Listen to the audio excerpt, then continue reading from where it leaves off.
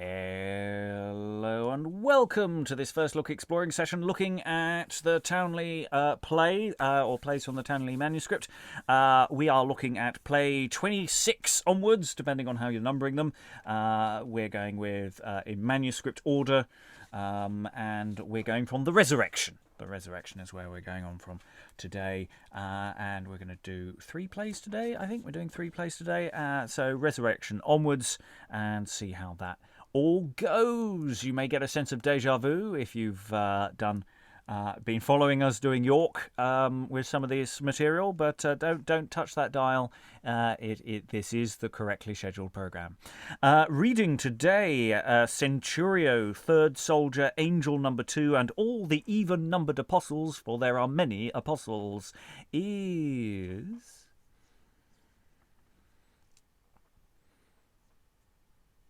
Rachael Nicole, actor in New Jersey. For some reason, my blush response has been triggered. Don't call the Blade Runner, please. Okay. There's a turtle out in the desert the wrong way up. Anyway, reading Caiaphas, fourth soldier, angel number 1, Lucas, and the odd-numbered apostles is... I am Greg, and I'm seriously trying to remember which apostles were odd. Reading first soldier, Mary, Salome, and Peter today is... Hi, I'm American. All of them were odd. No, wait. Yeah. Reading Pilate, Mary Magdalen, and Thomas is... It's Angela in London. I seem to have all the bad people today, but they all go good. They turn good, most of them. Oh, that's good. Yeah. Reading second soldier, Mary, Jacobi, Cleophas, and Paul is... Oh, suddenly silent. We have lost the audio feed from Helen. There was a removal of clothing which interfered with the headphones there. So Can you hear me? We can hear you now. Good. My name's Helen. I'm in Hull. Excellent. And reading Annas and Jesus is... Liza Graham, in London, probably. And I'm your host, Robert Crighton. I will be reading some stage directions. Yes, Towneley actually has the odd stage direction, as opposed to York, which has been very, very few. So nice to see that there are some occasional moments where I get to attempt to translate them. Without further ado, we're going to dive into play 26. As I say, we number it, and some people other versions number it. Other variations of numbering are available. So this is the Resurrection. So we have Pilate, we have Caiaphas and Annas, we have Centurio, a centurion, and we have a reasonably increased probability of some anti-Semitism and or other problematic materials that may be associated with this kind of text. You have been warned. So, without further ado, let us go into the Resurrection. Pilate, take it away. Peace, I warn you. Wolds in wit, and stands on side, or else go sit. For here are men that go not yet, and lords of mickle might, we think to abide and not to flit. I tell you every wight. Spare your speech, ye brodels bold, and cease your cry, till I have told what that worship wold, here in these wones, whoso that whitely knolled, full high bees hanged his bones. What ye not, that I am Pilate, that sat upon the justice late at Calvary, where I was at this day at morn? I am he, that great state that lad has all to torn. Now sin that lothly losel is thus dead, I have great joy in my manhood. Therefore I would I in ilke stead it would ta'en heed, if any fellow his rede, or more his law would lead. For and I knew it cruelly, his life be's lost, and that shortly, that he were better hang full high on gallow tree. Therefore ye prelates should espy, if any such be, as I am man of might's most, if there be any that blow such boast, with torments keen be's he indosed for evermore. The devil to hell shall harry his ghost. But I say no more. Sir, ye there nothing be dreaded, for Centurio, I understand, your knight is left abidant right there behind. We left him there for man most wise. If any ribolds would ought rise, to cease them to the next assize, and then for to make end. And then arrives the Centurio, dressed as a knight or a soldier, on a horse. Ah, blessed Lord Adonai, what may this marvel signify that here was showed so openly unto our sight, when the right wise man can die, that Jesus hight? Heaven it shook a bone of shining bland, both sun and moon, and dead man also rose up soon out of their grave, and stones and wall anon, and sunder brast and clave. There was seen many a full sudden sight. Our prince's pursuit did nothing right, and so I said to them on height, as it is true that he was most of might, the Son of God, Jesu. Fowls in the air and fish in flood that day changed their mode, when that he was sent on road, that Lord Vere. Full well they understood that he was slain that day. Therefore, right as to them fast will I ride, to wit without and ween what they will say this tide of this and fray. I will no longer abide, but fast ride on my way. God save you, sirs, on every side, worship and wealth in worlds so wide. Centurio, welcome this tide, our comely knight. God grant you grace, well for to guide, and rule you right. Centurio, welcome, draw near hand. Tell us some tidings here among, for ye have gone throughout our land. Ye know ilka dealer. Sir, I dread me ye have done wrang and wonder ill. Wonder ill? I pray thee why? Declare that to this company. So shall I, sir, full securely with all my main. The right wise man, I mean him by that ye have slain. Centurio, cease of such saw. Ye are a great man of our law, and if we should any witness draw to us excuse, to maintain us evermore ye awe, and naught refuse. To maintain troth is well worthy.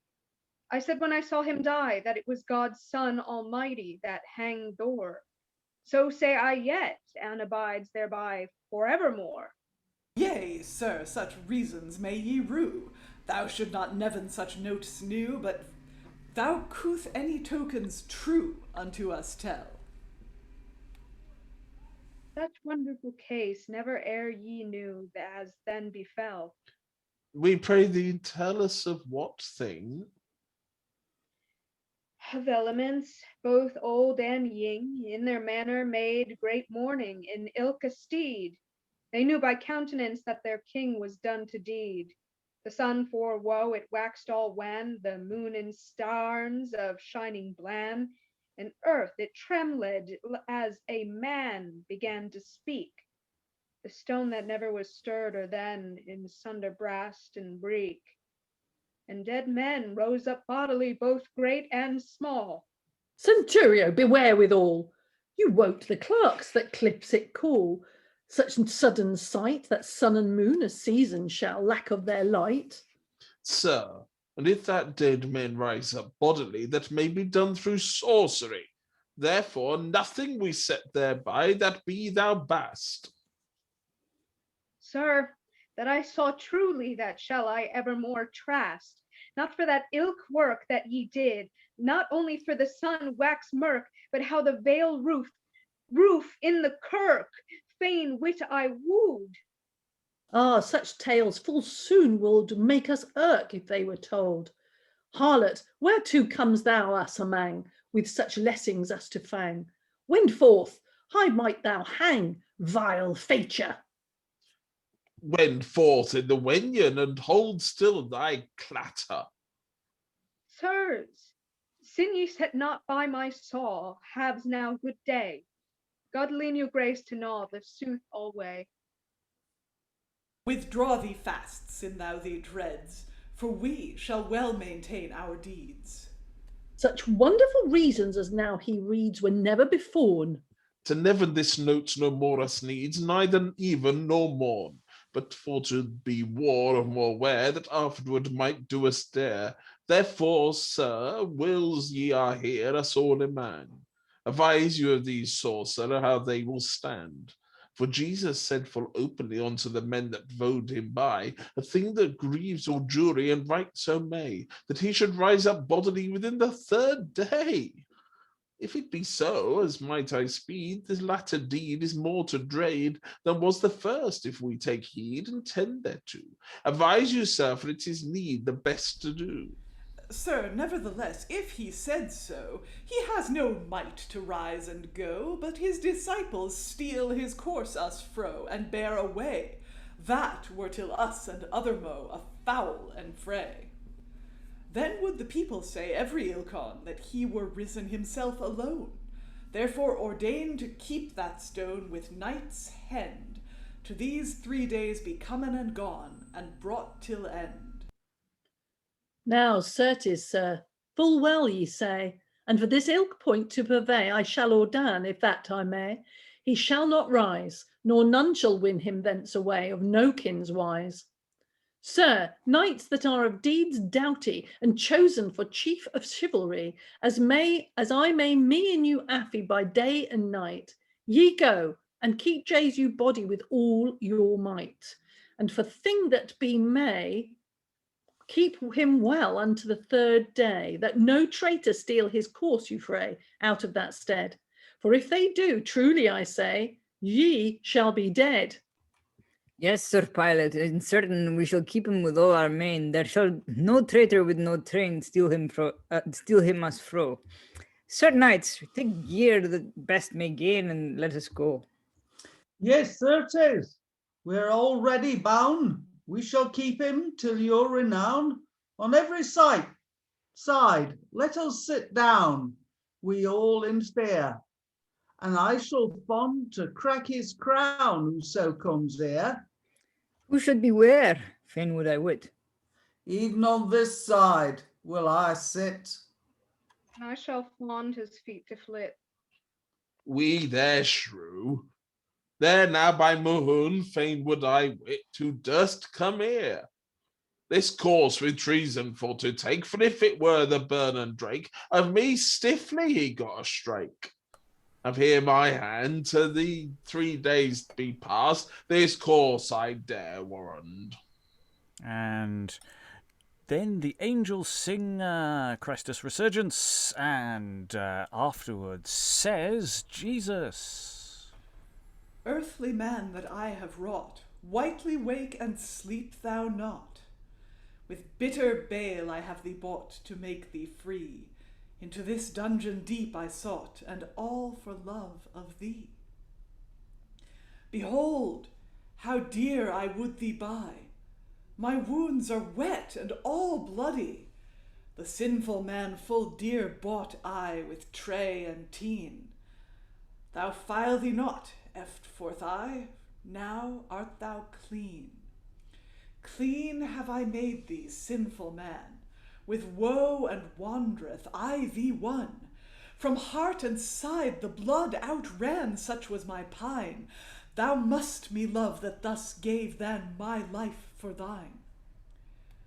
Thou sinful man that by me gaze, tight unto me thou turn thy face. Behold, my body in ilka place, how it was dight, all to rent and all to shent, man, for thy plight. With cords anew and ropes tough, the Jews fell my limbs outdraw. For that I was not meet enough unto the boar, with hard stones these deep wounds tholed I therefore. A crown of thorn that is so keen, they set upon my head for teen. 2 thieves hang they me between, all for despite. This pain, ilk dell, thou shalt wit well, may I thee wit. Behold, my shanks and my knees, mine arms and my thees. Behold me well, look what thou sees, but sorrow and pine. Thus was I spilt, man, for thy guilt, and not for mine. And yet more understand thou shalt. Instead of drink, they gave me gall. Easel they menged it withal, the Jews fell. The pain I have tholed to save man's soul from hell. Behold my body, how Jews it dang, with knot of whips and scourges strang, as streams of well the blood outsprang on every side. Knots where they hit, well may thou wit, made wounds wide. Therefore thou shalt understand in body, head, feet, and hand 400 wounds and 5,000. Here may thou see, and thereto 7 were dealt full even for love of thee. Behold, on me naught else is left, and or that thou were from me reft, all these pains would I thole eft, and for thee die. Here may thou see that I love thee, man, faithfully. Since I for love, man, bought thee dear, as thou thyself the sooth sees here, I pray thee heartily with good cheer, love me again, that it liked me that I for thee tholed all this pain. If thou in life in sin have led, mercy to ask, be not adread. The least drop that I for thee bled might cleanse thee soon. All the sin the world within, if thou had done. I was well wrother with Judas, for that he would not ask me no grace, than I was for his trespass that he me sold. I was ready to show mercy. Ask none he would. Lo, how I hold my arms unbraid, thee to save I ready made. That I great love I to thee had, well may thou know. Some love again I would full fain thou would me show. But love, naught else ask I of thee, and that thou found fast sin to flee. Pine thee to life in charity, both night and day. Then in my bliss that never shall miss thou shalt dwell aye. For I am very Prince of Peace, and sin's seer I may release. And whoso will of sins cease and mercy cry, I grant them here a mease in bread, my own body. That ilk very bread of life becomes my flesh in wounds 5. Whoso it receives in sin or strife be's dead forever, and whoso takes it in righteous life, die shall he never. And there we'll pause midway through this text. Yeah, behold, behold, behold, behold, behold. This is very much a demonstration class from Jesus there. Having returned, remember, he's just harrowed hell, but he has to return to his earthly form on some level. After the opening gambit with Pilate, discussion from the room about which version of Pilate we have here. As well as also what's going on with Centurio, because Centurio, he's a believer. He wouldn't leave her if he tried. So thoughts from the room about this one. There are some quite affecting elements to this. That semi-sermon-y form of what Jesus is doing there, but it has a decent weight to it. I mean, obviously problematic-y bits in it, but it does have a certain quality to it that's doing interesting things. Thoughts on the room? Who wants to leap in? Angela.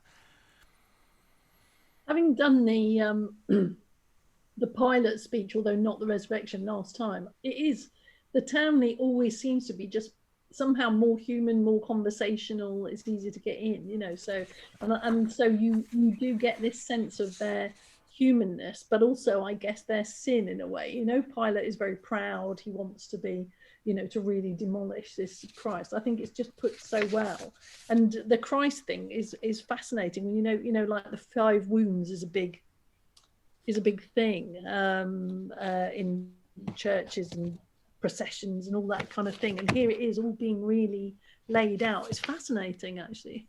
And it makes the speech, which could just be a simple recapitulation of things that have happened, that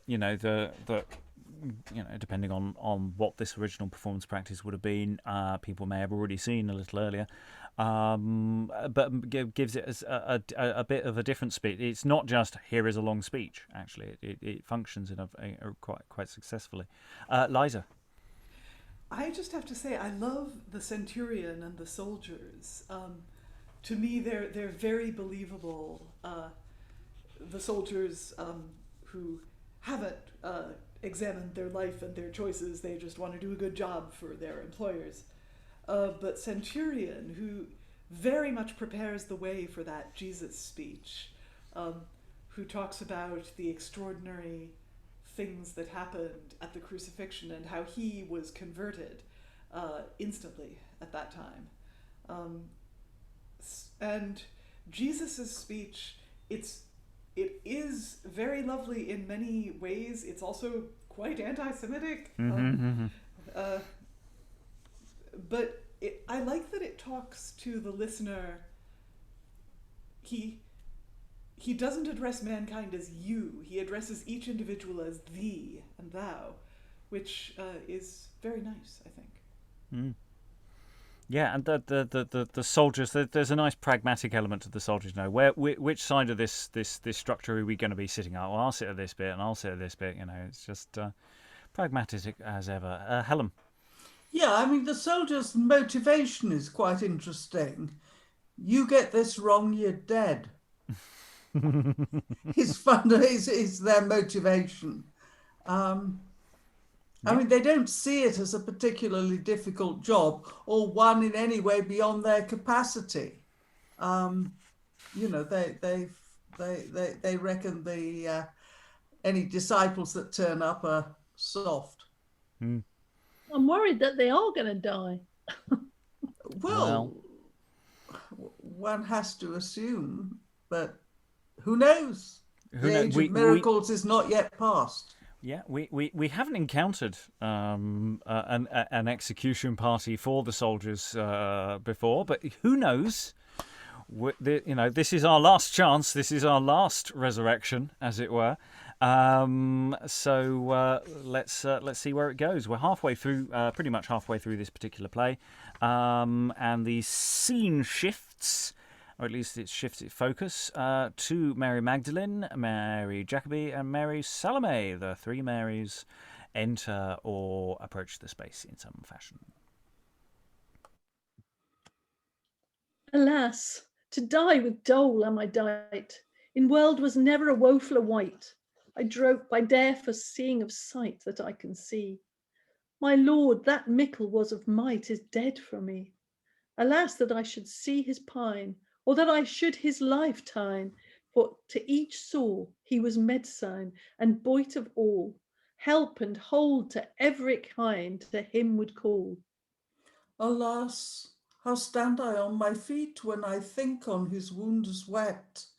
Jesus that was on love so sweet, and never did ill, is dead and graven under the grate, withouten skill.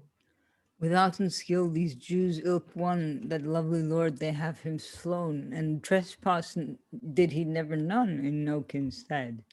To whom shall we now make our moan? Our Lord is dead.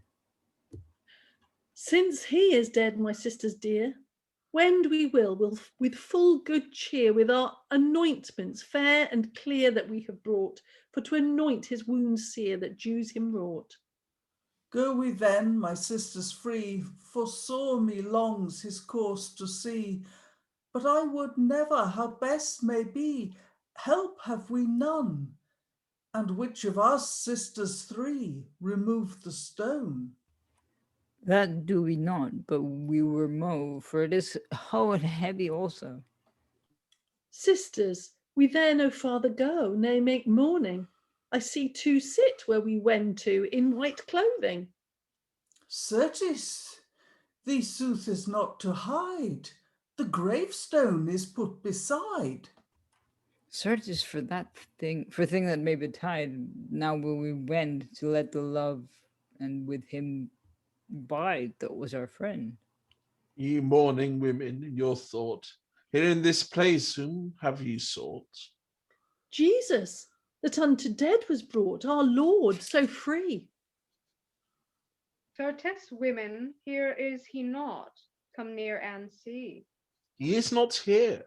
The sooth to say, the place is void therein he lay.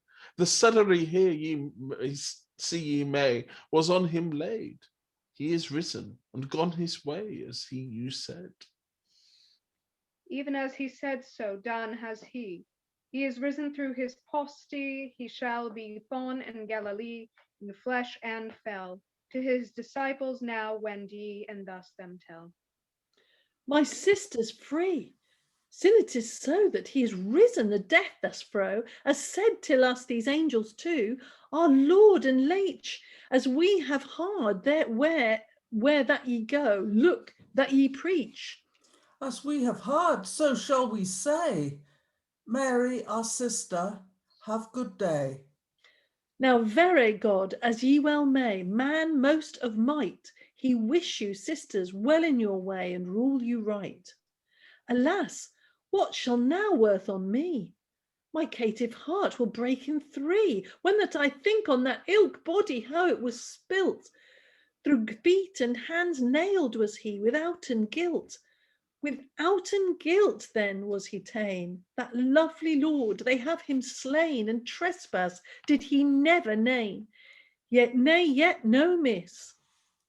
It was my guilt he was forta'en, and nothing his. How might I, but I loved that sweet that for me suffered, wounds wet, sithen to be graven under the grate, such kindness kith. There is nothing till that we meet may make me blithe. Out, alas, what shall I say? Where is the corse that in here lay? What ails thee, man? Is he away that we should tent? Rise up and see. Hurrah, thief! For I count a shent. What devil ails you to such nose and cry thus for to May? For he is gone. Alas, He that here lay. Harrow, devil, house to got he away? What? Is he those gates from us went? The false traitor there that was lent, that we truly to tent and entertain? Certainly I tell a shent wholly ill cane. Alas, what shall I do this day, since this traitor is won away? And safety, sir, I dared well say, he rose alone. With Sir Pilate of this affray, we mun be slown. Wot ye well, he rose indeed. I saw myself when that ye yeed. And that he stirred out of the steed, none could it ken. Alas, hard hap was on my head among no men. Yea, but with Sir Pilate of this deed that we were sleepend when he yeed, we mun forfeit withouten dreed all that we have. We must make leagues, for that is need ourselves to save. That read I well, so might I go. And I assent thereto also. 1,000 shall I say in mo, well armored ilken come and took his course us fro, had us near slown. Yea, certes, I hold there none so good as say thee sooth right as it stood. How that he rose with mane and mood and went his way. To Sir Pilate, if he be wooed, does dare I see. Why, and dare thou to Sir Pilate go with these tidings and tell him so? So read I that we do also. We die but once. Now he that wrought us all this woe worth his bones. Go we same, ye Sir Knights Hind, since we shall to Sir Pilate wend. I trow that we shall part no friend, or that we pass. Now, and I shall tell ilke word till end, right as it was. Sir Pilate, prince without peer, Sir Caiaphas and Anna both in fear, and all the lords about you there, to never knew by name. Mahown you save on side, sir, fro sin and shame. You are welcome, our knights so keen. A mickle mirth now may we mean, but tell us some talking us between, how ye have wrought. Our waking lord without unween is worth to naught. To naught. Alas, cease of such sore. The prophet Jesu, that ye well know, is risen and went fro us on raw with main and might. Therefore the devil thee all to draw, vile recreed knight. What cumbered cowards are you call? Let ye him pass for you all. Sir, there was none that durst do but small when that he yeed. We were so feared we can downfall and quick for dread. We were so rad every ilk one that when that he put beside the stone, we quake for fear and durst stir none, and sore we were abashed. Why, but rose he by himself alone? Yea, Lord, that be trust. We had never on even day morn, nor yet our fathers us before such melody, midday ne morn, as was made there. Alas, then are our laws forlorn for evermore. Ah, devil, what shall now worth of this? This world fars with quants. I pray you, Caiaphas, ye us wis of this enfray.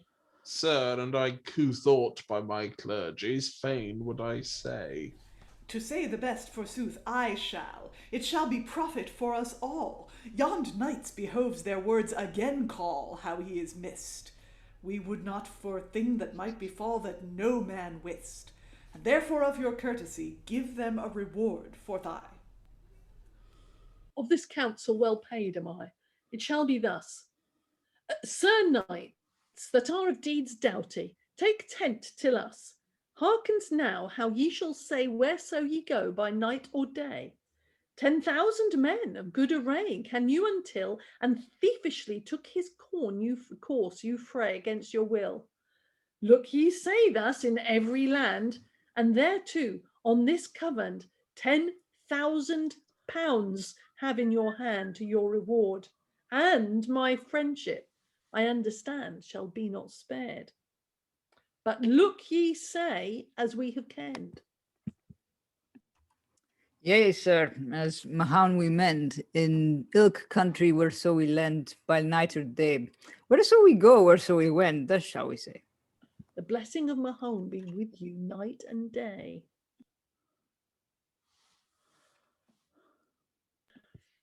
Say Yes, me, awkward moment as you change hats, as the scene shifts back to Mary Magdalene. say me, Garnier, I thee pray, if thou bear aught my lord away, tell me thee sooth, say me not nay, where that he lies, and I shall remove him if I may, on any kin wise. Woman, why weep'st thou? Be still. Whom seek'st thou? Say me thy will, and nick me not with nay. For my lord I like full ill, the steed thou bear his body till, tell me, I thee pray, and I shall, if I may, his body bear with me, unto mine ending day the better should I be. Woman, turn thy thought. Wit thou well I hid him not.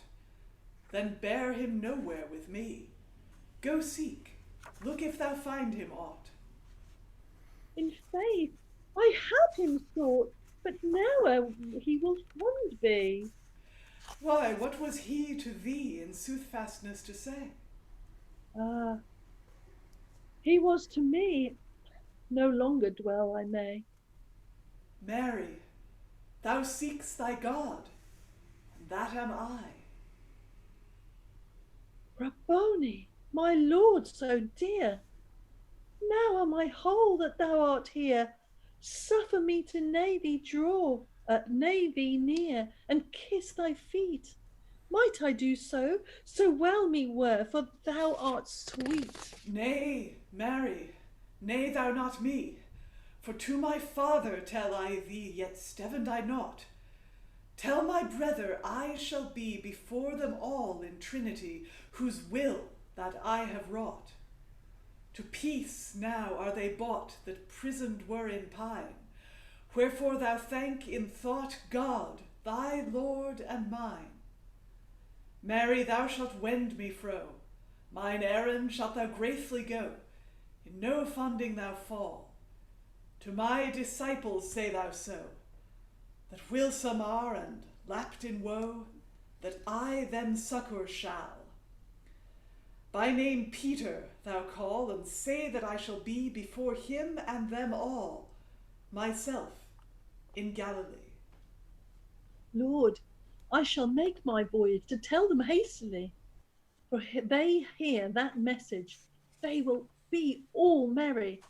This Lord was slain, else, alas, for thee, falsely spilt, no man wist why, or he did miss, but with him spake I bodily, for thee comen is my bliss is comen, my care is gone, that lovely have I met alone. I am as blithe in blood and bone as ever was white. Now is he risen, that e'er was slown, my heart is light. I am as light as a leaf on tree, for joyful sight that I can see. For well I wot that it was he, my Lord Jesu, he that betrayed that free, sore may he rue. To Galilee now will I fare, and his disciples catch from care. I wot that they will mourn no more. Comen is their bliss, that worthy child that Mary bare, he amend your miss. And thus ends that play. It's an interesting mix of material, because obviously we've encountered some of this material in York. Not all of it, mind. It's an interesting remix of materials. I particularly like splitting the way the Mary Magdalene with the three, the other two Marys, they exit, and Magdalene is left alone with her thoughts to have this sort of change of direction where, they're going, oh, the tomb is empty, we'll pass, and she sort of goes into this bad place, shall we say. And then that's broken up by some other action, so that when we return to Magdalene, we're in a position where it sort of makes sense that she's not, that she might be surprised that Jesus again turns up. There's always this bit of a problem with the sort of the appearance between angels and then later on Jesus as well, that there's a slight overkill by having twice. But actually, I think this version manages to turn that corner quite well. And I really like that. But yeah, we also have material that we've seen elsewhere. The soldiers discussing what's the best options. Now, we could tell a really, really over-the-top lie and say we were taken by surprise by thousands of people, or we could tell the truth. Which is more likely to get us killed? Which do we go for? Don't know. This version, I think Didn't York? The line is something like there's two children sitting there, and here it's just two. They're just angels, but. Interesting question about how they're personified in different versions. Thoughts in the room? I've witted away to give you time. Helen. It's very interesting that the excuse that the soldiers come up with but then discard is the same excuse that Pilate and Caiaphas and Annas come up with and then decide is going to be their new truth. And the amount of money that they are handing out to these four guards, I mean, I would say in modern terms, you're talking about $1 million each. I mean, it's a massive sum of money. Yeah. Well, they want the truth to definitely get out there. That's you've got to pay really good money for that level of silence. Actually, you can't stint on hush money. Okay, if you say so. Yeah, I have absolutely no experience. I have no personal experience, but looking out at the world, you really need really pucker cash to, because people talk. That's what people do. It's really hard to. You have to give really good incentives for people not to talk about things. That's why conspiracy theories don't work, because they're always based on the principle that people aren't going to tell the truth, and that just doesn't happen. Anyway, Eric.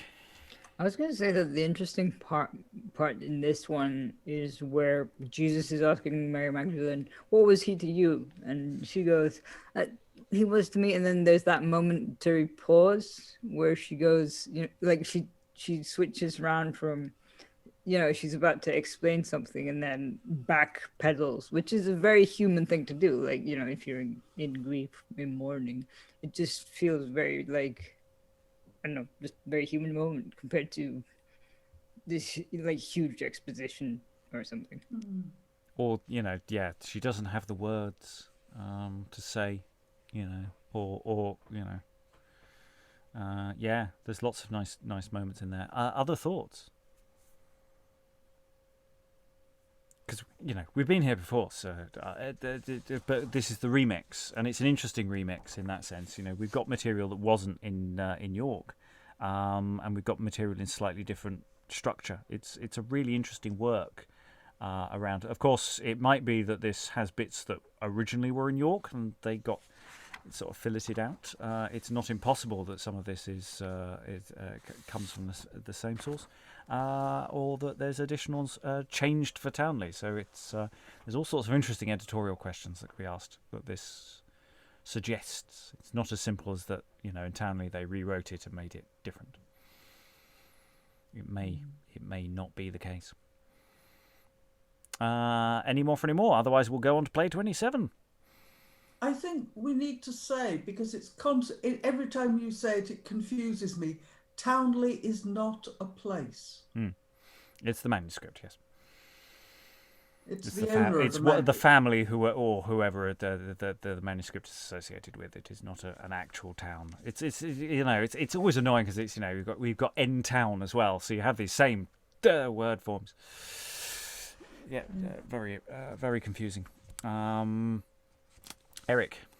It's more of a question than a statement. But like these ones don't actually have sort of like people they were sponsored by, sort of guilds and so on, right? So it was kind of just a compilation in the same way N-Town was.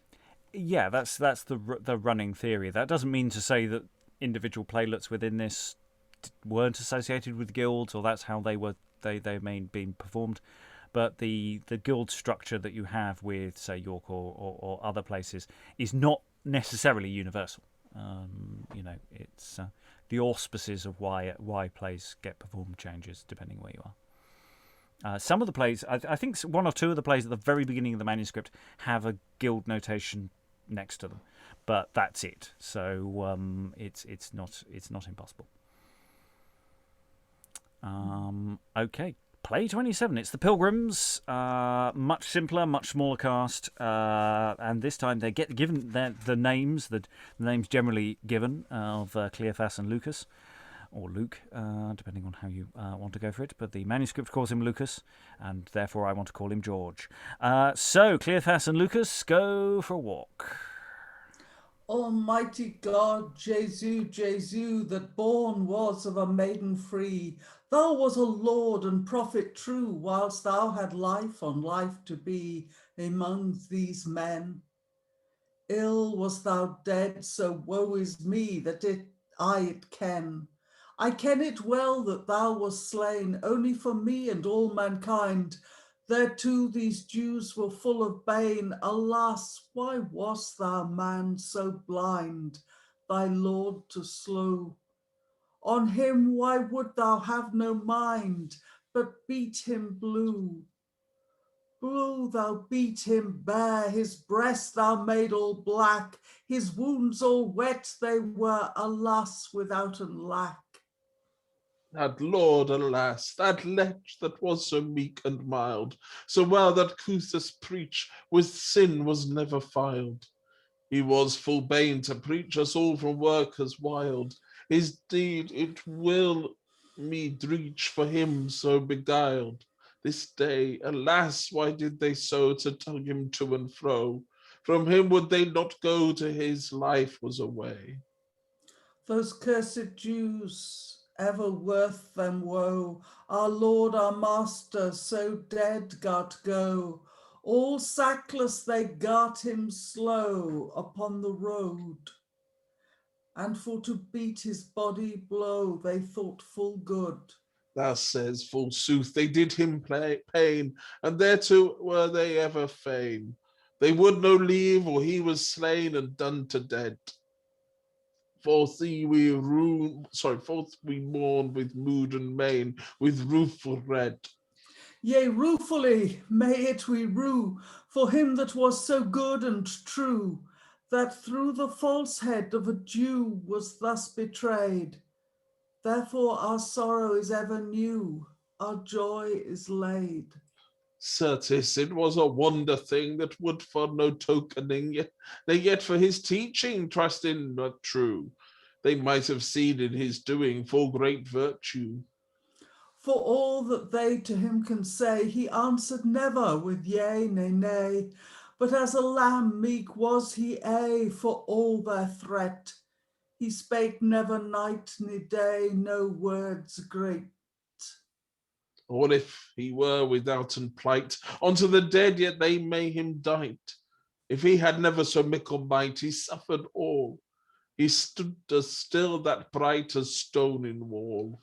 Alas for dole, what was their skill, that precious Lord so for to spill, and he served never none ill, in word ni deed, but prayed for them his Father till, to deed when that he yeed. When I think on his passion, and on his mother, how can she swoon to die nearer my boon?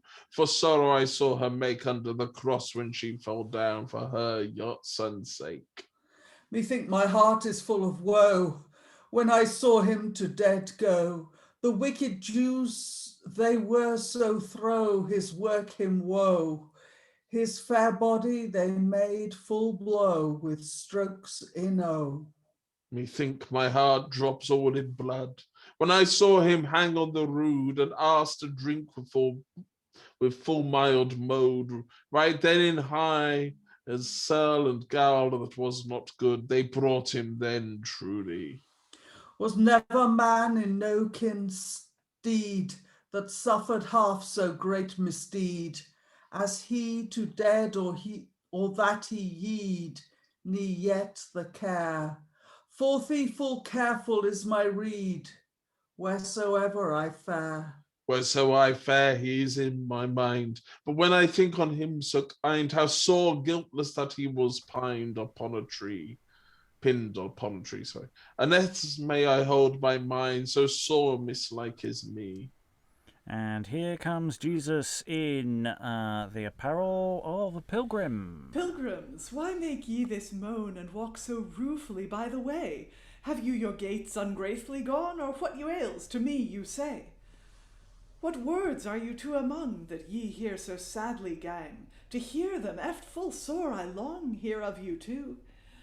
It seems ye are in sorrow strung, hear as you go. What way for shame, man, hast thou ta'en, that they wot not of this affray?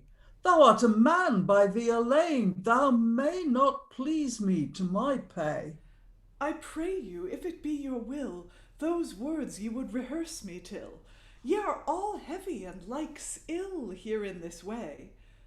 If you will, now show me your skill, I would you pray. Art thou a pilgrim, thyself alone, walking in country by thine own, and wot'st not what is coming and gone within few days? Methink thou should make moan and weep here in thy ways. Why, what is done, can ye me say, in this land this ilk day? Is there fallen any affray in land erewhere? If ye can me tell, I you pray, or that I further fare. Why, knowst thou not what thing is done here at Jerusalem thus soon, through wicked Jews without an home that naught lang sin? For the true prophet make we this moan, and for his pen. Yea, for Jesu of Nazarene, that was a prophet true and clean, word in work, for meek I ween, and that fond we. And so has he for long been, as mot I thee to God and to the people bath. Therefore these days he has taken scath unto the dead without and ha. These Jews him dight, for fee for him thus walk we wrath by day and night. These wicked Jews trade him with guile to their high priest within a while, and to their princes they can him file without and dread. Upon a cross, not hence a mile, to dead he yet. We troud that it was he, truly his own life again should buy, as it is told in prophecy of Christ's doing. And certes they will never lie, for no king's thing, for he was full of for he was of the cross ta'en. He was laid full soon again in a grave under a stain. And that we saw where he be risen and gain, yet we nay nor. Pilgrims, in speech ye are full off. That shall I well declare you why. Ye have it heart, and that is ruth. Ye can no better stand thereby. Thing that ye hear, and prophets told it openly on good manner. They said a child there should be born to buy mankind, cumbered in care. Thus said David here beforn, and all other prophets wise of Lair, and Daniel. Some said he dead should be, and lie in earth by days 3, and sithen through his post-tea, rise up in flesh and fell. Now, sir, forsooth, as God me save, women has flayed us in our thought. They said that they were at his grave, and that instead they found him naught. But said a light, come down with angels, and up him brought there in their sight. We would not trow them for nothing. If they were there in the morning, we said they knew not his rising, when it should be. But some of us, without dwelling, went thither to see. Yea, some of us, sir, been there, and found it as the woman said. As that stead that course was fair, and also the gravestone put beside.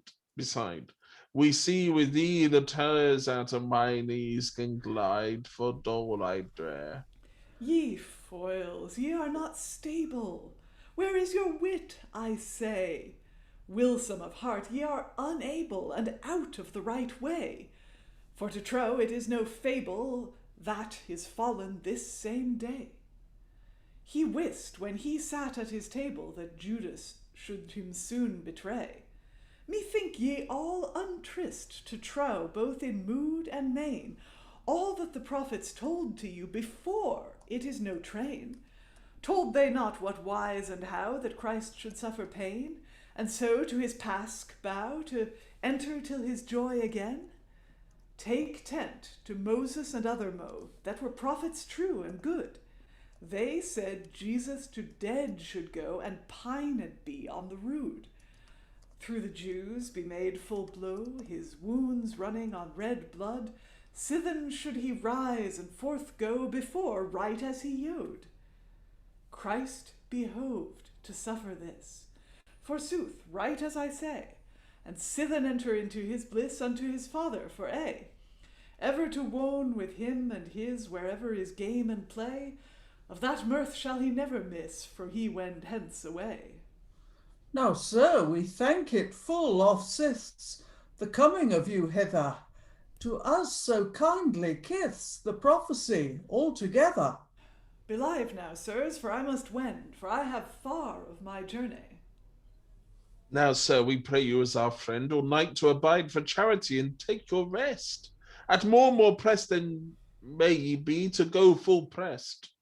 Sir, we you pray for God's sake this night penance with us to take, with such cheer as we can make, and that we pray.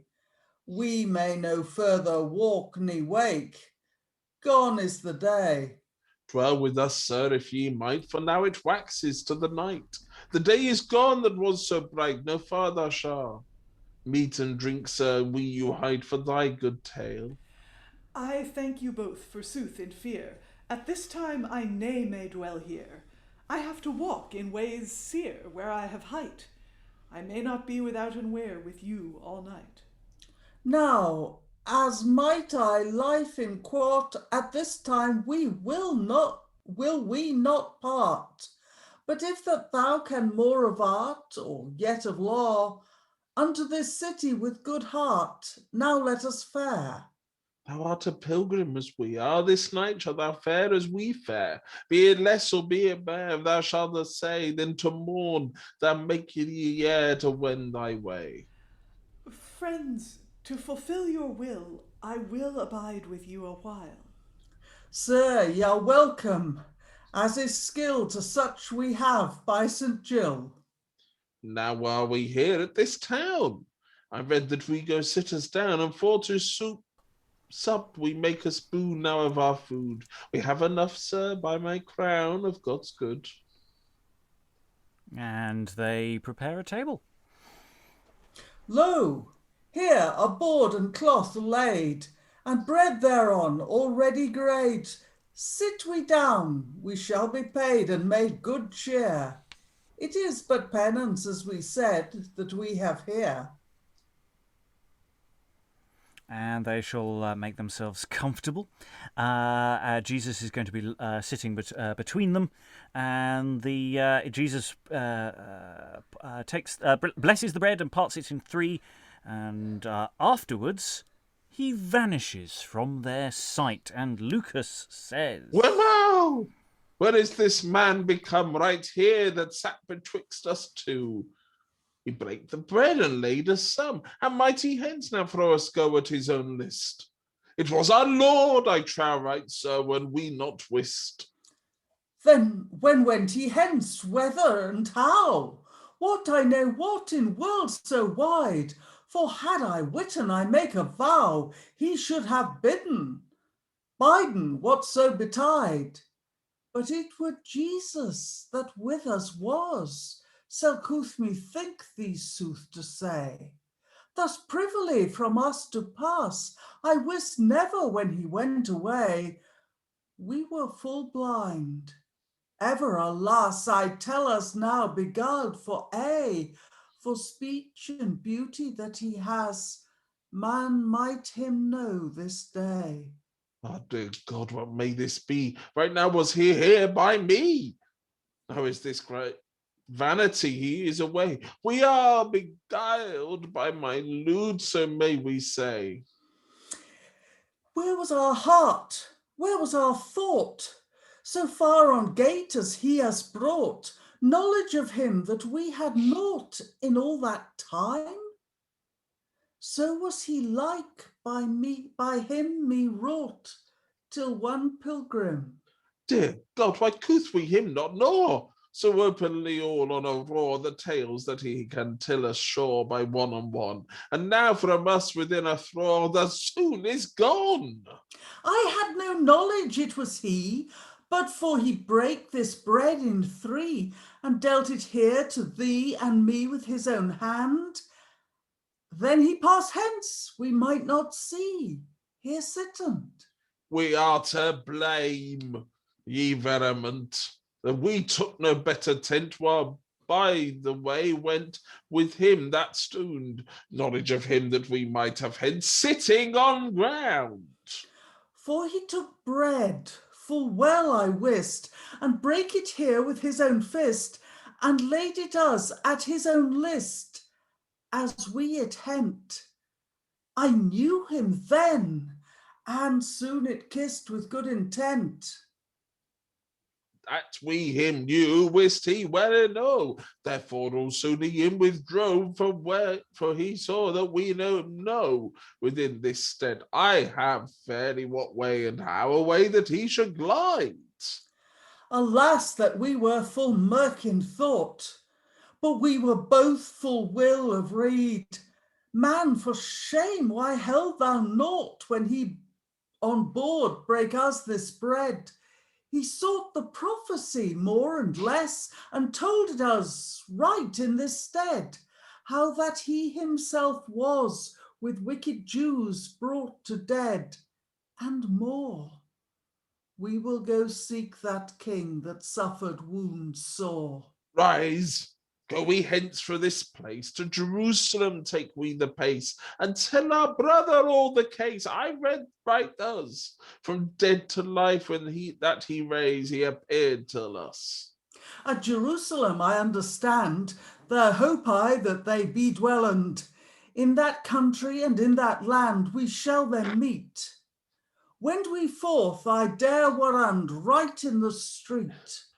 Let's not tarry nay mere, but on our feet let us fare. I hope we shall be captured from care, full soon it is the blessed child that Mary bare grant you his bliss.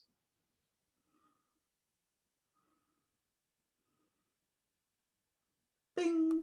Bing, indeed. Yes, I was endeavouring to write something in the chat, but I delete it. So yes, ta-da, magic trick.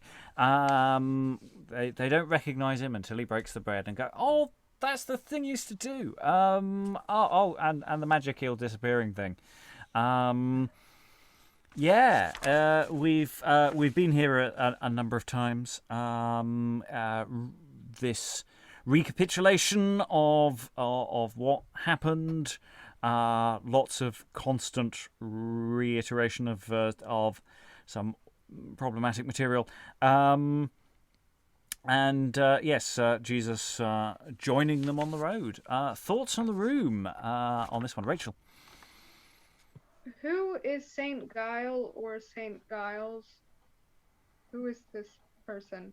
Off the top of my head, I do not know. I would say St. Giles, right?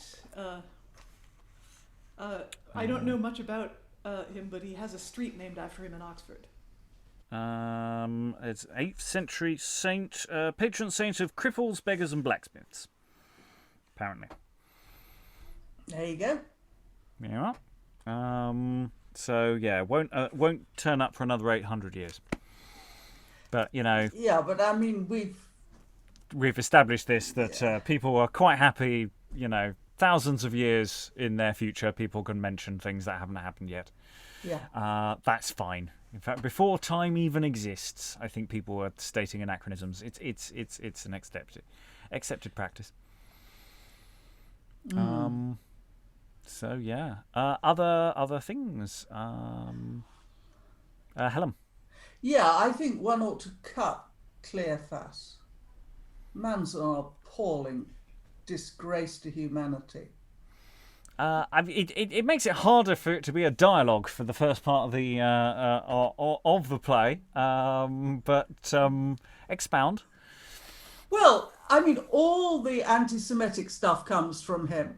And just when you are gritting your teeth to say the next one, he suddenly comes up with, well, yeah, there were some women with this weird story, but who believes them?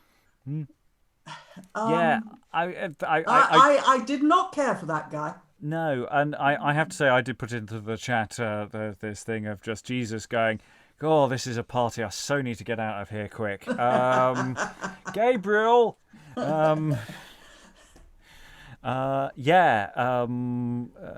Liza. Oh yeah, I thought this play was a little bit dissatisfying. Jesus very clearly, doesn't let the two pilgrims know who he is, but he also kind of lets them talk themselves in circles for maybe a little bit longer than is dramatically workmanlike. And yeah, he totally Holy Ghosts them without telling them who he is. Yeah. Do we think the bread was a pizza? Can we break a pizza in 3 parts? I see no reason why not. If so, what would Jesus have on his pizza? Whatever he wanted, really. Not pineapple. Well, it'd be honey and fish, wouldn't it? Yeah, honey and fish is what he eats. Yep. As resurrected. Yep. Yeah. Yep.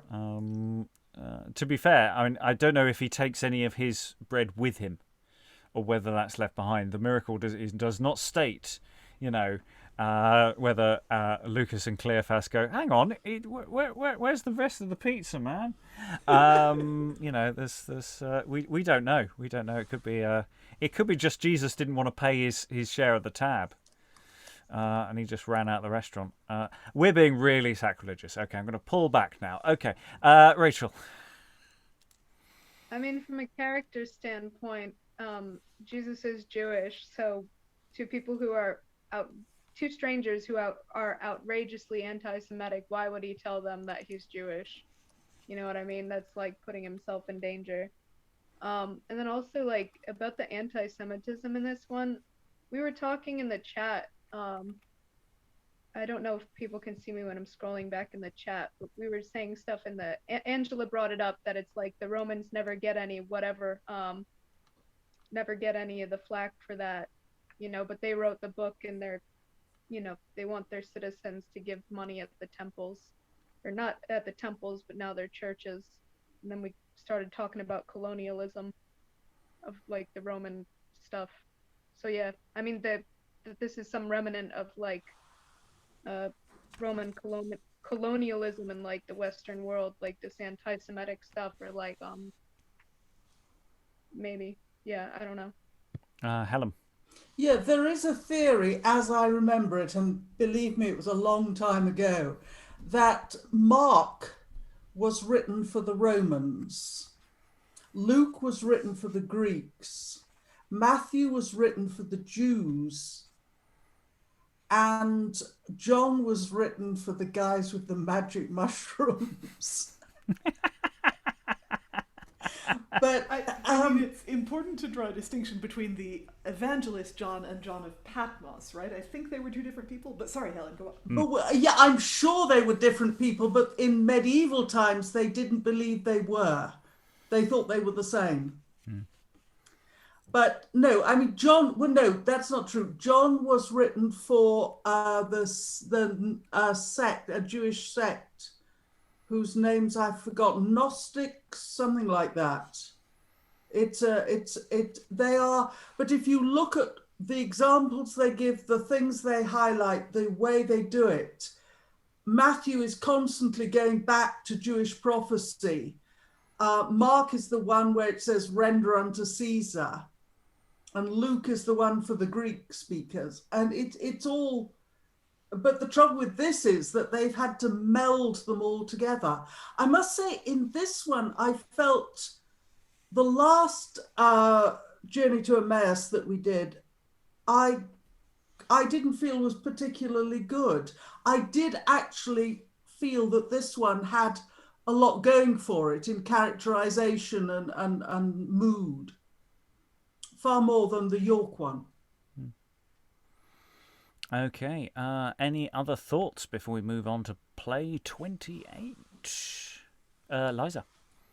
I mean, I know they have to follow biblical canon here, but I wonder why Jesus doesn't reveal himself to Cleophas and Lucas. Because, especially at the end, their initial conversation is not particularly enlightened, but at the end, they perform this act of generosity, which is exactly what Jesus tells people to do. They say, you're a pilgrim like us. Tonight you're going to share our lodging and our food because it's night. We can't let you go along on your own. Which, if they were talking to an ordinary human pilgrim, would have been a completely reasonable thing to say. And so for that, I mean, I wonder why Jesus didn't. I suppose they would have insisted even more that he stay and tell them everything.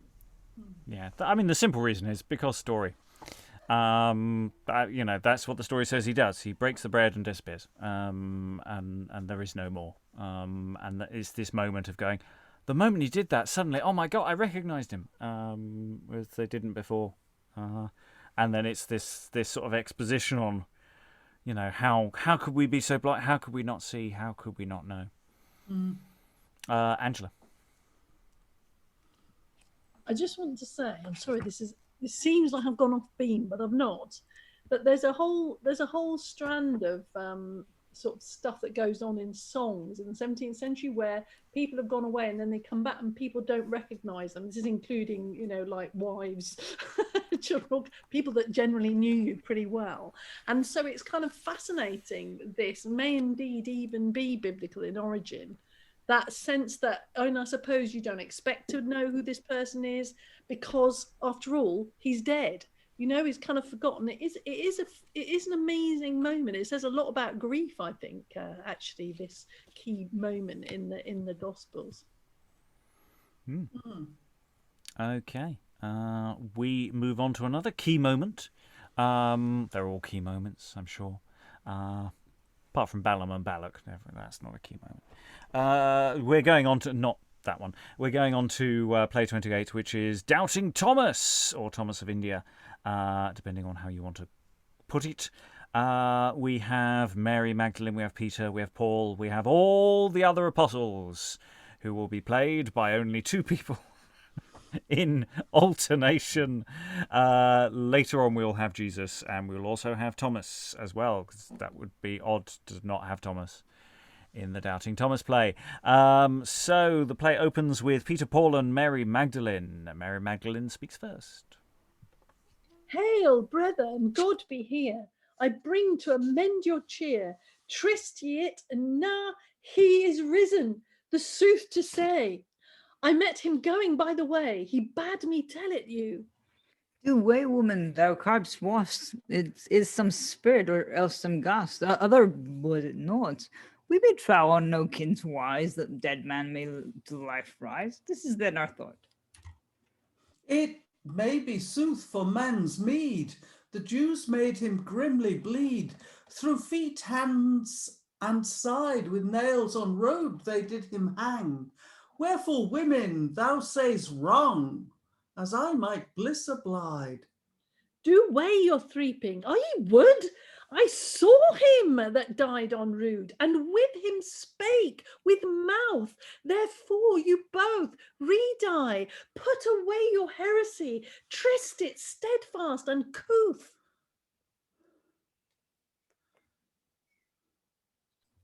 Do way, woman, let be thy fare for shame and also sin. If we make never such care, his life may we not win.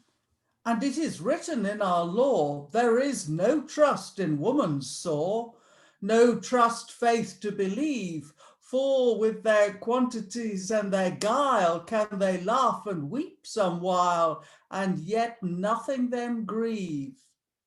In our books thus find we written all manner of men, well it witten, of women on this wise, till an apple she is like, withouten fail there is none slike, in hoard there it lies.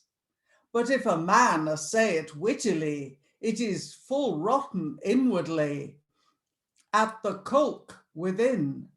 Wherefore in woman is no law, for she is without an awe, as Christ me loose of sin. Therefore trust we not tristily, but if we saw it wittily, then would we trustly trow. If woman saw, affy we naught, for they are fickle in word and thought. This make I mine avow. As be I loosed of my care, it is as true as ye stand there, by him that is my brother. I dare lay my heed to wed, or that we go into our bed, that we shall hear another. If it be sooth that we hear say, or this third day be away, the sooth then mon we see. But it be sooth to trow as ye mun hear, else I pray you for false that ye hold me. Well away, my leaf dears, there I stand in this stead. Such sorrow my heart shears, for ruth I can no read. Since that maudlin witness bears that Jesus rose from dead, mine eyes has leaden salten tears on earth to see him tread. But alas, that ever I woke that careful caitiff night, when I for care and cold quoke, by a fire burning full bright, when I my Lord Jesus forsook for dread of woman's might. A right wise dome I will me look, that I time not that seemly sight. But ever las, what was I woed, that might no man be a bastard. I said, if he need be stood, to him should none be traster.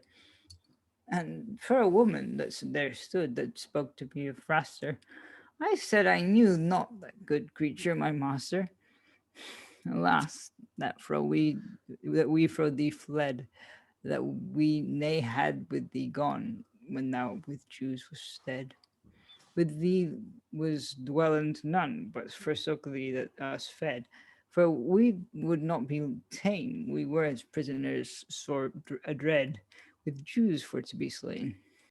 Now, Jesu, for thy life sweet, who hath thus mastered thee, that in the bread that we eat thyself given would be, that sithen through hands and feet be nailed on a tree, grant us grace that we may yet thy light in manhead see.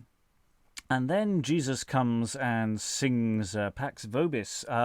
But before we go on, I think we should just briefly just take a moment to unpick some of what just happened there. Some interesting stuff that anyone want to leap in on that one. Rachael. Oh, no, I'm genuinely curious. Like, how would they interpret this? How would they interpret these like scenes? Because like, I mean, gender equality is not the same back then, I'm assuming, as it is today. Yet she is in the right, and they know in the story she's in the right, and yet these people are denying it, and they're brushing her off as, you know, just a woman or something. So how, I feel like this is complicated, and or would they just not even see the complications of those two different ideas? You know what I mean? Meeting each other. Helen. Yeah, I agree. I hadn't thought of it that way, but you're absolutely right. Her being proved right should, in fact, encourage people to distrust what they'd heard from the others. I don't think it worked that way. However, I think we ought to point out that the guy doing the talking is Paul. Now, in the Acts, Paul doesn't appear in the Gospels. I don't think. He turns up in the Acts at the stoning of Stephen, who is the first martyr, Stephen the deacon, and because he's holding everybody's cloaks while they're doing the stoning. But the point about him is that all his letters are very, very misogynist. He's the person who said that women must cover their hair and dress modestly in church, and he is also the one who said that women may not teach. That's Paul. And there's a whole load of other things. My grandmother always maintained that Paul had had an unfortunate experience with a woman and it had soured him for life. But I don't know. But certainly Paul, A, shouldn't be here in this scene, and B, he, obviously the writer of the playlet, had decided that he wanted some strong anti-female point of view put forward, and Paul was his man. Other thoughts in the room? We're only briefly pausing here. Liza, muted at present.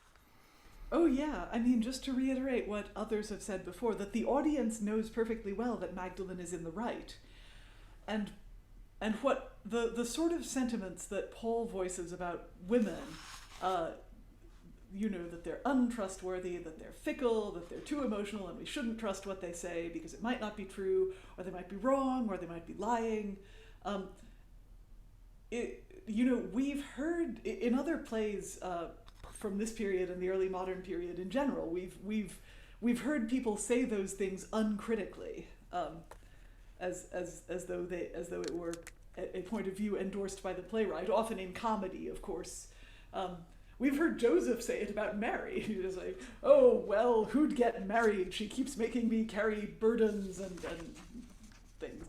So, yeah, the scene is an interesting commentary on medieval and canonical misogyny. Angela. Okay, as the popular culture historian amongst us, let me just say, there are like a million women on top stories also from medieval period and above. And this is going to get some reaction from the crowd. Absolutely. They know absolutely that Magdalen is right. They hear this nonsense all the time that's spouting out of them in Paul and Peter here. And they will be making a noise in the crowd. I'm absolutely sure of it, because everybody knows she's right. So they're bound to have some. I think this would be a really energetic moment if you were playing this. I mean, I know this is not necessarily played, but because of course people would be infuriated then as they are now. Although I take your point, Liza. I mean, there are certain things you accept, obviously, in medieval period as a woman that you're not allowed to do. But nevertheless, I can't believe there weren't some feisty women there saying, oh, absolutely. Then as now. There's an extra complication that I think I should just throw in, is that Peter suddenly, for no readily apparent reason, changes his point of view in the sequence we've just read. The long speech is saying something quite different from what he says at the beginning. That's Peter rather than Paul. I think Paul maintains his position. So there may be more than one source material being thrown into this particular mix. So that may or may not be the case. But I'm just throwing that in as a possible complication to how we read this. Anyway, we will move on. So Jesus has been singing, peace be with you, in some form, and the apostles variously start saying some stuff. Ecce dies quain fecit Dominus. This is the day that God hath made. All be we glad and blithe, the Holy Ghost before us glad, full softly on his scythe. Red cleathing upon he had, and bliss to us can kith. Softly on the earth he trade, full mildly he did lith. This deed through God is done thus in all our sight. Mighty God, true King and throne, whose Son in Mary light, send us, Lord, thy blessed bone, as thou art God of might, soothly to see him soon and have of him a sight. And again, Jesus is singing here, Pax Vobis. Whoso comes in God's name, and blessed mot he be. Mindful God shield us for shame, in thy mother name Mary. Those wicked Jews will us blame, that grant us for to see the self-body and the same, the witch that died on tree. Peace amongst you every one. It is I, dread you not, that was wont with you to gone, and dear with dead you bought. Grope and feel, flesh and bone and form of man well wrought. Such thing has ghost none. Look whether you know me aught. My rising for dead to life shall no man again moot. Behold my wounds 5 through hands, side, and foot. To dead can love me drive, and stir at my heart root. Of sin who will him shrive, these wounds shall be his boot.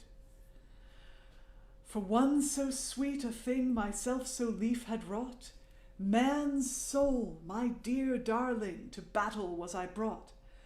For it they can me ding to bring out of my thought. On rude can they me hang, yet love forgot I not. Love makes me, as ye may see, strenkiled with blood so red.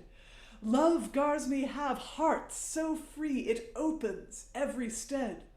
Love so free, so damned me, it drove me to this deed. Love raised me through his posty, it is sweeter than mead.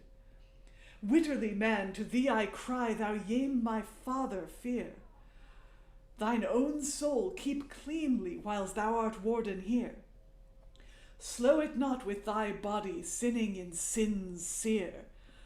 On me, and it thou have mercy, for I have bought it dear. My dear friends, now may ye say, forsooth, that it is I that died upon the road tree, and sithen rose bodily. That it all gates soothfast be, ye shall say hastily. Of your meat give ye me, such as ye have ready. And they prepare a table, and Apostle number 6 offers honeycomb and fish. Lord, lo here a roasted fish and a comb of honey, laid full fair in a dish, and full honestly. Here is none other meat but this in all our company. But well is us that we have this to thy liking only. My dear Father of heaven, that made me born to be of a maiden withouten steven, and sithen to die on tree, from dead to life, at set steven, raised me through thy postee, with the words that I shall neven, this meat thou bless through me. In the Father name, and the Son, and the Holy Ghost. 3 persons to know and con in one Godhead steadfast. I give this meat my benison through words of might's most. Now will I eat, as I was wont, my manhood eft to taste. My dear friends, lay hand till eats for charity. I eat at my Father will, at my will now eat ye. That I eat is to fulfill that written is of me in Moses' law, for it is skill fulfilled that it be. Min ye not that I you told in certain time and stead, when I gave myself to wold to you in form of bread, that my body should be sold, my blood be spilt so red, this corse graven dead and cold the 3rd day rise from dead. Your hearts was fulfilled with dread whiles I have from you been. The rising of my man head uneaths would ye ween. Of truth now may ye speed through steadfast words and clean. Leave friends, trow now the deed that ye with eyes have seen. Ye have forethinking and shame for your disseverance. I forgive you the blame. In me now have a fiance. The folk that are with sin lame, preach them to repentance. Forgive sin in my name, and join them to penance. The grace of the Holy Ghost to win, receive here at me, the which shall never blin. And here he breathes on them, which currently would be a bit awkward to do, because I think it's technically illegal.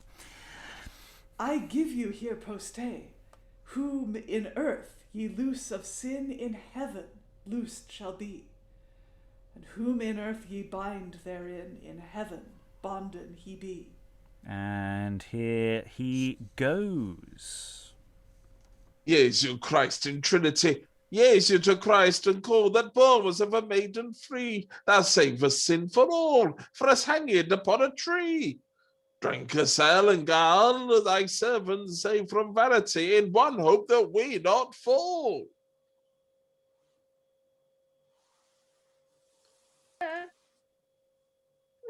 Brother, be we stable of thought, one hope put we away of mischief that we be not, for we may safely say he that mankind on brood bought, fro dead rose that 3rd day. We see the wounds in him was wrought, all bloody yet were they. He told us first he should be ta'en, and for man's sin should die, be dead and buried under a stain, and after rise up bodily. Now he is quit for grave gone, he came and stood us by, and let us see on the wounds of his body. Death that is so keen Jesu overcomen has, as he told, yet may we mean fro dead how he should pass. Jesu stood witness between that with him dwellend was, all his disciples has him seen, save only Thomas. If that I proud as peacock go, my heart is full of care. If any sorrow might a man slow, my heart in sunder it share. My life works me all this woe, of bliss I am full bare, yet would I neither friend ne foe wist how woe me wear. Jesu, my life so good, then none might better be, none wiser man than better food, none better, none kinder than he. The Jews have nailed his corse on rood, nailed with nails 3, and with a spear they spilt his blood. Great sorrow it was to see the streams of blood rin, well more than dole it was. Such great pain for man's sin, such doleful dead he has. I have lived without and win, since he to dead can pass. For he was fair of cheek and chin, for dole of dead, alas. And here Thomas is now approaching the disciples. Mighty God, for to describe that never died ne shall, woe and wandereth from you drive, that ye not therein fall.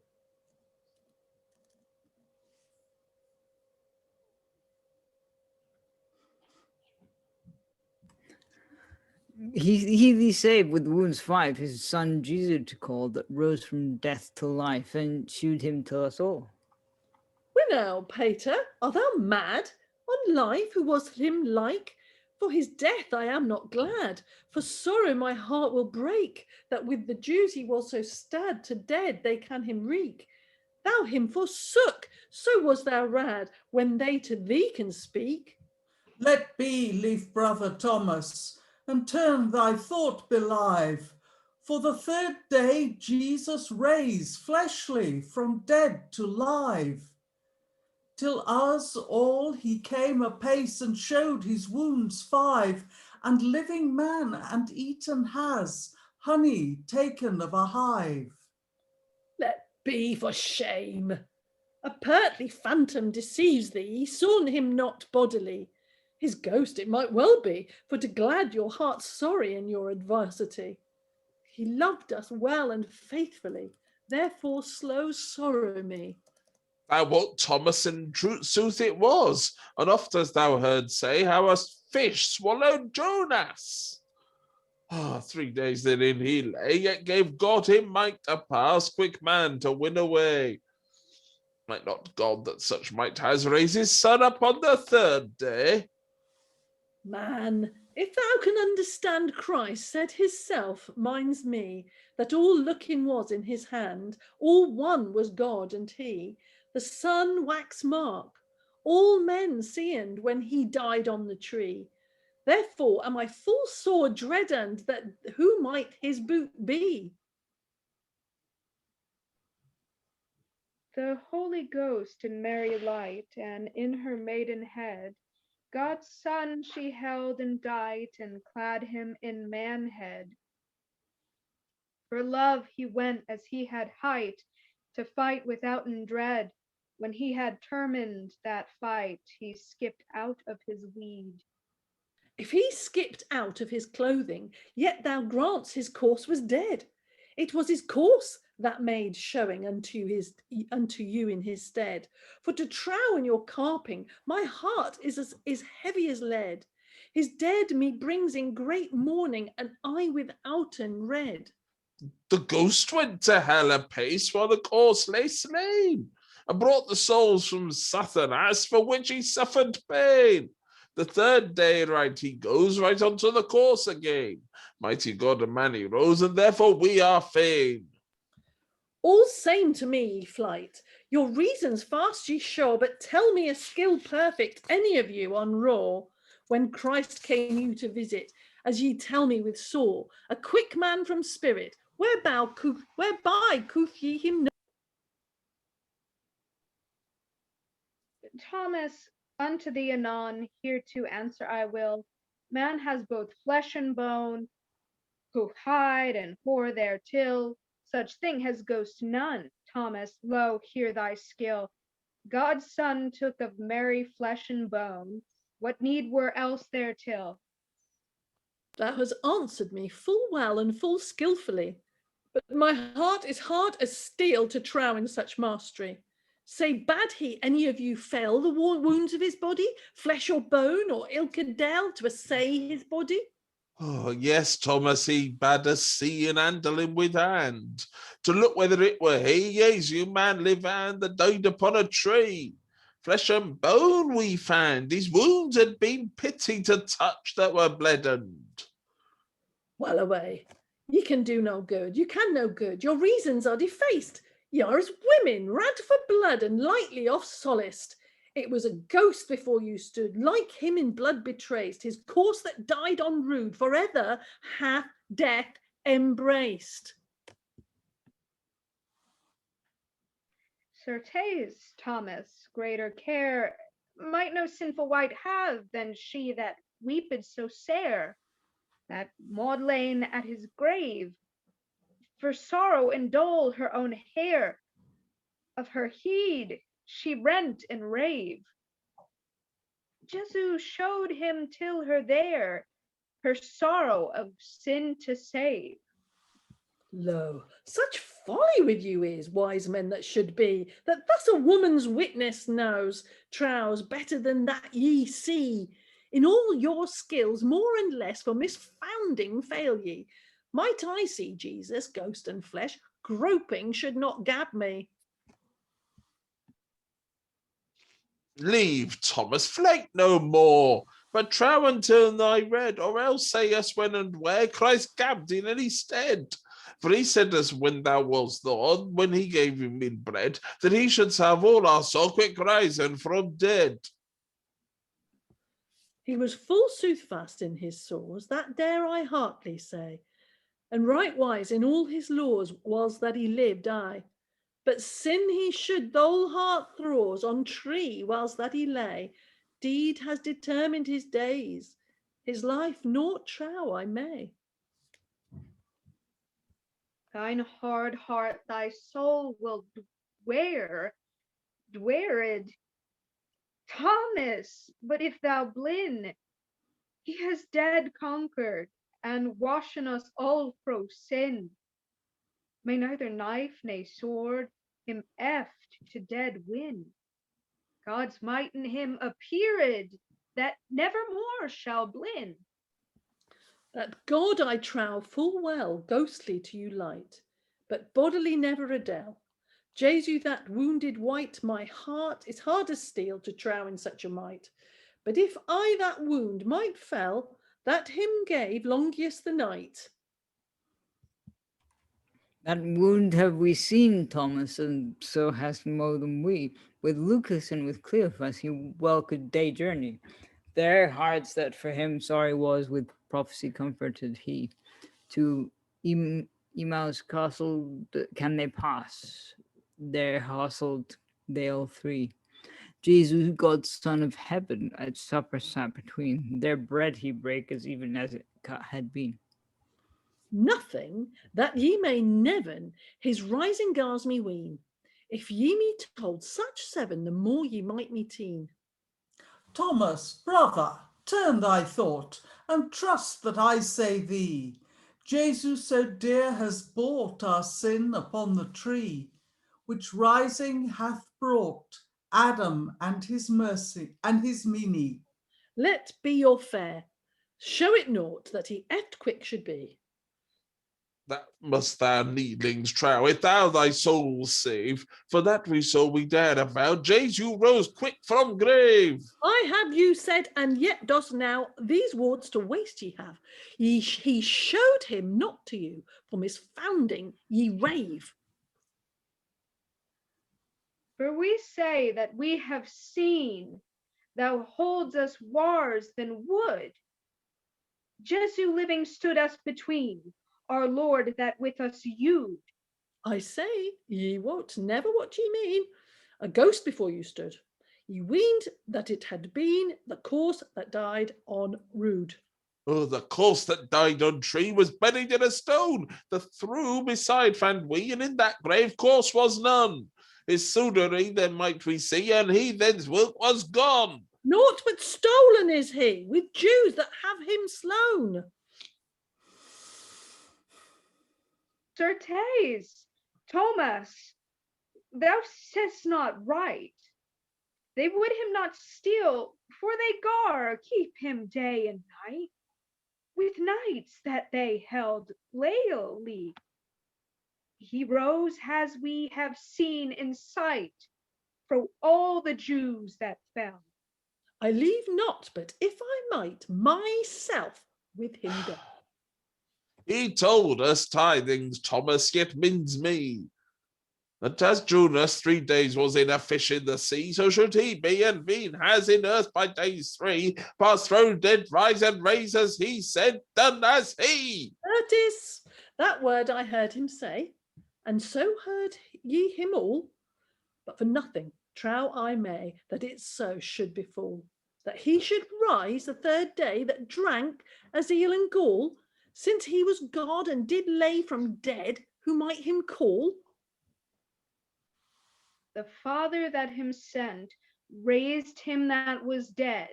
He comforteth us in morning Lent, and counselled us in red. He bade us trow with good intent his rising in every stead. Thine absence scars thy soul be shent, and makes thee heavy as lead. Thou sayest sooth. Hard and heavy am I, to trow that ye me say. My hardness I trow skilfully, for he told us, thus I, that his father was ever him by, for all but one were they, that he rose bodily, for nothing trow I may. Oh, main thou not trow without and mo, forsooth that it was he. Thomas, whereto should we say so? Then when is thou false we be? I wot your heart was full woe and fond with vanity. If ye swear all and ye were mo, I trow it not, or that I see. Thomas, of error thou blind, until us turn thy mode. Trow his rising by days bairn, since he died on the road. Naught but I might my finger win instead as nail stood, and his side my hand put in, there he shed his heart blood. Brother, all be with you peace. Leave strife that now is here. Thomas, of thine errors cease. Of sooth witness thou bear. Put thy hand in my side. No fears. There Longius put his spear. Look, my rising be no less. Let no one hope thee dear. Mercy, Jesu, rue on me. My hand is bloody of thy blood. Mercy, Jesu, for I see thy might that I had not understood. Mercy, Jesu, I pray thee, that for all sinful died on rood. Mercy, Jesu, of mercy free, for thy goodness that is so good. Cast away my staff will I, and with no weapon gang. Mercy will I call and cry, Jesu, that on rood hang. Rue on me, King of mercy, let me not cry thus lang. Mercy for the villainy thou told on Jews with rang. My hat will I cast away, my mantle soon on one, unto the poor help it may, for richer now I none. Mercy will I abide and pray to thee, Jesu, alone. My sinful deed I rue I, to thee make I my moan. Mercy, Jesu, Lord, sweet for thy 5 wounds so sore, thou suffered through hands and feet, thy seemly side a spirit share. Mercy, Jesu, Lord, yet for thy mother that thee bare, mercy for the tears thou greet when thou raised Lazarus. My girdle gay and purse of silk and coat away thou shall, whilst I am wearer of silk, the longer mercy may I call. Jesu, that soak the maiden's milk wear naught but clothes of Paul. Thy clothes so can they throw thee pike on rude, they left thee small. Mercy, Jesu, honour of man. Mercy, Jesu, man's succour. Mercy, Jesu, rue thy leman. Man's soul thou bought full sour. Mercy, Jesu, that may and can forgive sin and be succour. Mercy, Jesu, as thou hast won, forgive and give thy man honour. None might bring thee in that wit for aught that they might say, to trow that I might flit from dead to life to win away. My soul and my course have knit a knot that last shall aye. Thus shall I raise well, thou wit, ilk man on doom's day. Whoso hath not trowed right, to hell I shall them lead. There evermore is dark as night, and great pains to dread. Those that trow in my might, and love well alms deed, they shall shine as sun bright, and heaven have to their meed. That bliss, Thomas, I thee hate, that is in heaven's city, for I see thee sore greet. Of thee I have pity, Thomas, for thy tears wet, thy sin forgiven be.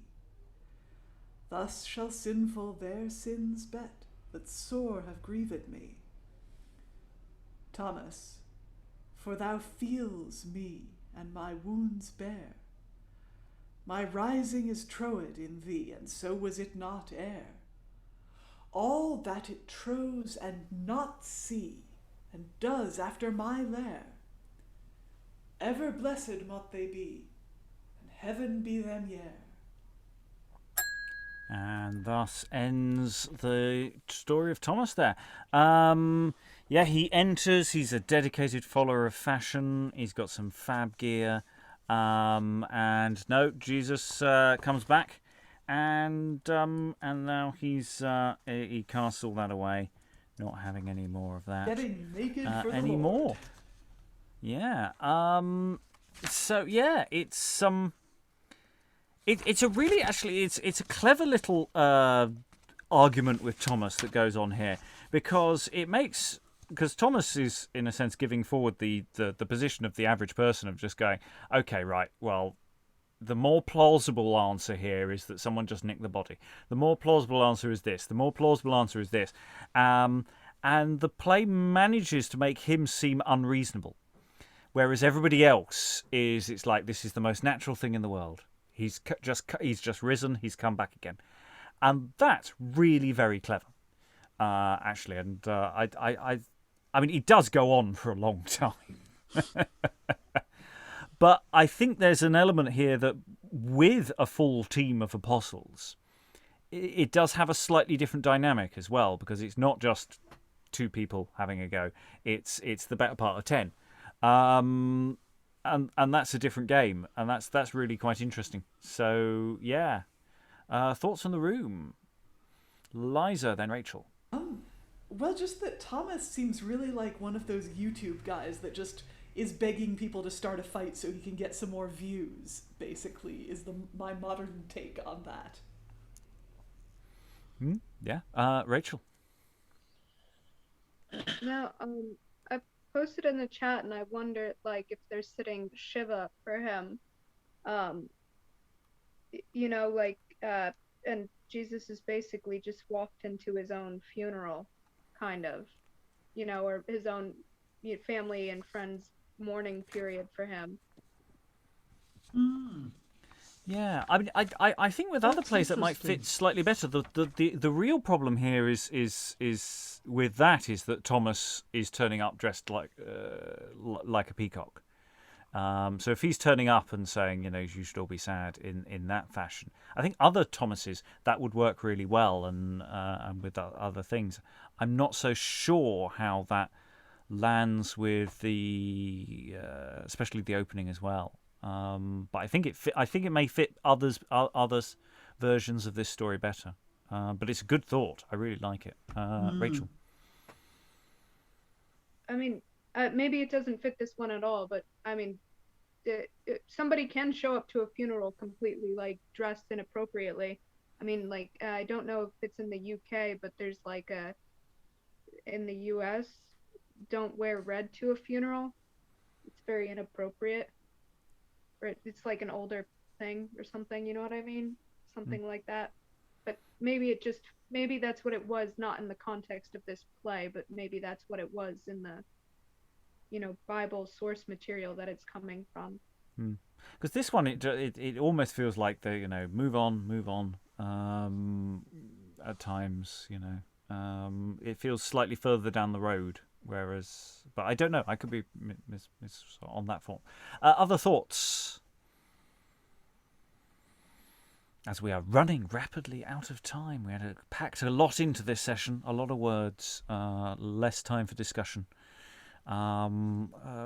Fish and honeycomb and fish.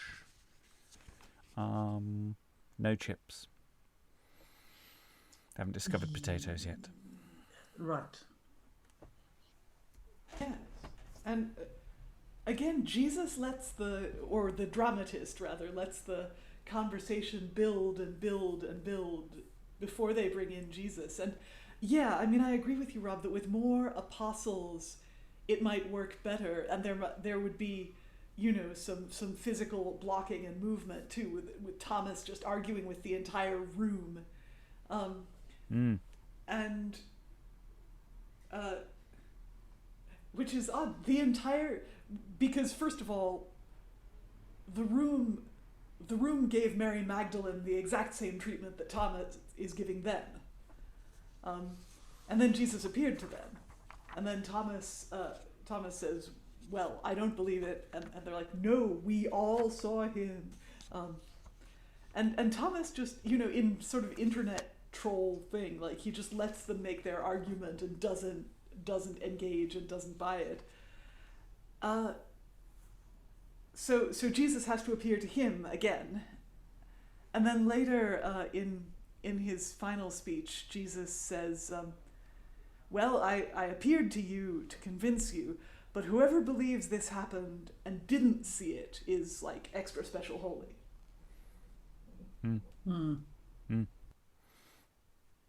Absolutely. Yeah, and it does go to show that the Magdalene bit at the beginning doesn't feel like it's connected to the sequence that follows. You know, we suddenly have this game with the apostles. We have this sudden full room, whereas the opening of the play is just a three-hander, which then changes direction quite suddenly. So yeah, it's an interesting selection of material and how it's been put together. Rachael. Is it like that? Because I know there's all that extra. We're like an extra Bible material territory. Is that because the part with Mary Magdalene telling them and this part with Thomas, do those come from different sections? You know, like how sometimes it's very contradictory because it's a bunch of different people writing it. Are these just two different sections?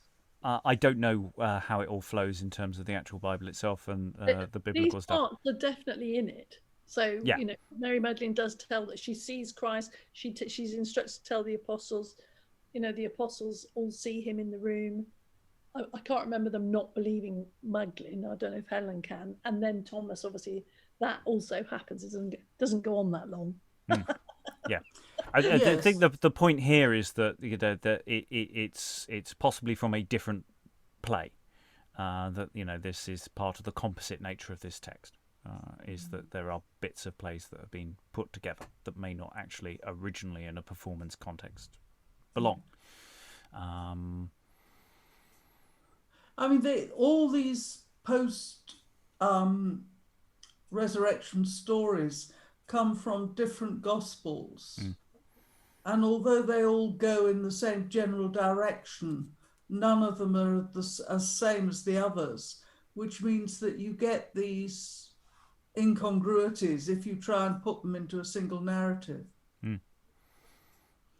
But none of this is from non-canonical stuff. Yeah, this is all perfectly reasonable material. We may get to slightly more confused material. Actually, I don't think we will. Actually, in Towneley, we covered some of the extra biblical stuff in York, but we don't have that stuff in Towneley. We stick fairly closely to the narrative as told. Sadly, any final thoughts anyone wants to throw in, because we are literally down to the wire in terms of time. This is our penultimate Towneley session.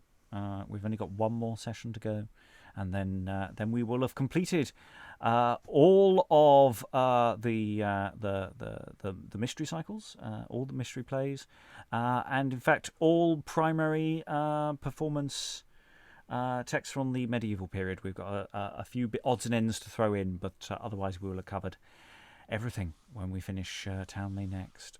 So, unless anyone has any final thoughts they want to throw in now, I'm going to say thank you very much, everyone. Farewell, and farewell, cat. The cat is waving goodbye, so goodbye.